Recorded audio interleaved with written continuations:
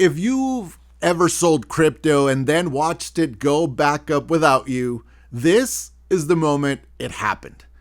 It wasn't random, guys, and definitely wasn't bad luck. And I'm sorry to tell you, but it wasn't manipulation. It was a psychological breaking point.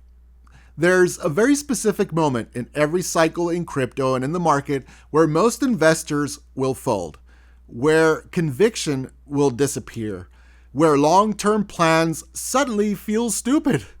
And if you don't recognize that moment while you're in it, you will very likely sell there too at a loss, probably.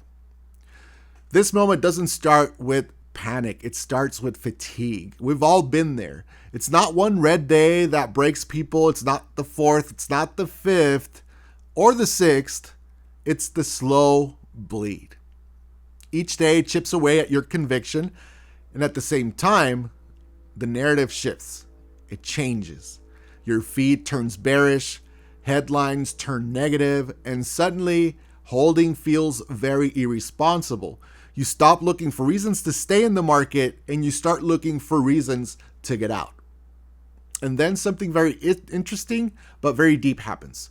You don't just doubt the market, you start doubting yourself. Maybe I'm not built for this, right? Maybe I overestimated my conviction. Maybe I'm just gambling. That is the crack in your armor. And then the real breaking point shows up. You're no longer thinking about gains. You're thinking, I just don't want to lose any more money. Remember that losses hurt more than gains feel good. So your brain says, stop the pain, man. Stop the losses. Then urgency will kick in. If I don't sell now, it's going to zero. I'm going to go broke. If I wait more, it'll be worse. But urgency in markets is usually emotional, not rational. We've talked about this in other videos. Then you see other people selling, you see panic threads, you see influencers, your favorite influencers flipping bearish, and it all goes south. Humans move in groups. They move in tribes. So we need to belong. And that's when it goes wrong. That's when it happens. We go with the flow. We go with the rest of the market. That is where separation between a tourist and investor begins. A tourist will anchor their conviction to green candles. When the price drops, belief drops. Investors, like you, anchor conviction to thesis. They ask one question, guys. Has the fundamental reason I bought changed? Probably not. Has the price moved? If nothing is structurally changing, the panic is just noise. Remember that. So you don't need to be the smartest person in crypto. Nobody is, or at least I'm not.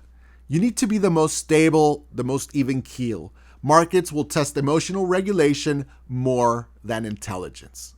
We've definitely talked about that. So the next time you feel the strongest urge to sell, pause. That's the test. That's the pressure point. That's where most crypto investors quit. And if you can't recognize that moment while you're in it, you won't be perfect, but you won't fold either.